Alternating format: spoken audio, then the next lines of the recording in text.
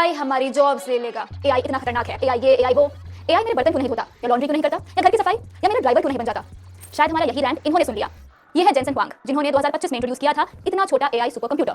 अगर अभी तक आप हुआंग को नहीं जानते थे तो आज जान लीजिए, क्योंकि ये टेक, बिजनेस, फाइनेंस सभी क्षेत्रों में एक बड़ा नाम बन गए हैं। इनकी कंपनी एनवीडिया ऐसी पहली कंपनी बनी जिसकी इकोनॉमिक वैल्यू 2025 में $5 ट्रिलियन तक पहुंच गई थी।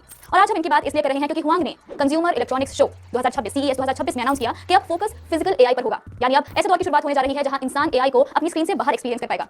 बेसिकली ये भी वही चाहते हैं जो हम चाहते हैं कि एआई हमारे वो काम करे जो हमें फिजूल में थका देते हैं। मैं हूं तस्नीम ज़हरा और आज के टॉपिक न्यूज़ में बात करेंगे कि क्या वाकई हुआंग की कंपनी एनवीडिया अपना फिजिकल एआई वाला विजन हासिल कर पाएगी। मतलब कि सच में घर पर रोबोट का होना एक आम बात हो जाएगी।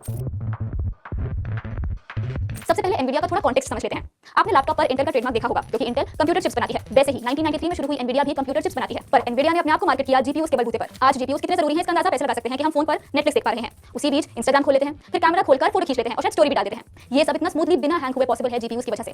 गेमिंग में भी इसका इस्तेमाल होता है, पर एआई के दौर में सिर्फ जीपीयू से तो काम नहीं चलेगा ना। तो एनवीडिया ने अपने आप को एक्सपैंड किया और अब वो ग्लोबल एआई इंफ्रास्ट्रक्चर में लीड कर रहा है। चाहे स्टार्टअप्स हो या क्लाउड सर्विसेज, ज्यादातर जगहों पर एनवीडिया की चिप्स इस्तेमाल होती हैं। हम चिप से लेकर इंफ्रास्ट्रक्चर, मॉडल और एप्लीकेशन तक हर चीज में एआई को नए सिरे से विकसित कर रहे हैं।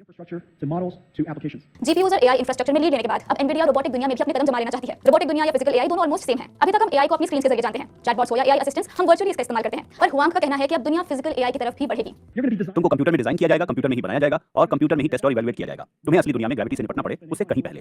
इसके लिए एनवीडिया ने विकसित किया अपना प्लेटफॉर्म, नाम है ओमनीवर्स। ये एक ट्रेनिंग ग्राउंड की तरह है पर ऑनलाइन। यहाँ रोबोट्स असल दुनिया में भेजे जाने से पहले ट्रेन किए जाते हैं। अगर आसान भाषा में समझाऊं तो जिस तरह आप आर्टिकल पब्लिश करने से पहले उसे गूगल डॉक्स पर डालकर कई लोगों के साथ शेयर करते हैं ताकि वो उसे एडिट करें, अपना सुझाव दें, वैसे ही ओमनीवर्स भी एक वर्चुअल कॉमन ग्राउंड है जहां रोबोट्स को बेहतर बनाने की कोशिश की जाती है।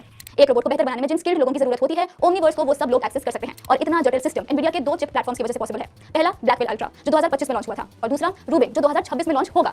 कंपनी के मुताबिक रूबिन ब्लैकवेल से 5 गुना ज्यादा तेज काम करता है। इन सब का अल्टीमेट गोल है रोबोट्स को हमारी जिंदगियों में आम कर देना।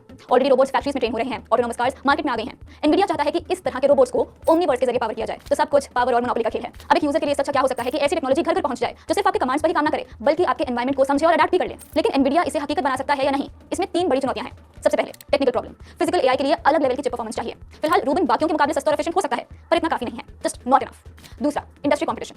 एआई डेटा सेंटर्स की चिप्स का 80% होल्ड एनवीडिया के पास है, लेकिन गूगल की पेरेंट कंपनी अल्फाबेट भी धीरे-धीरे आगे बढ़ रही है। और तीसरा रेगुलेशन। ब्रिटेन, यूरोपीय संघ, अमेरिका के रेगुलेटर्स पहले ही रोबोट, सेल्फ ड्राइविंग कार और फैक्ट्री ऑटोमेशन को लेकर चिंतित हैं। अगर ये मास स्केल पर रोल आउट होता है तो मुश्किलें बढ़ सकती हैं और पूरे प्रोसेस में रुकावट भी आ सकती है। पर कम से कम हमें इतना तो समझ आ गया है कि एआई अब किस मोड़ पर जाने वाला है। बिग टेक अपना फ्यूचर कहां देखते हैं। मिलते हैं अगले हफ्ते एक नए टेक न्यूज़ के साथ। DW हिंदी की वेबसाइट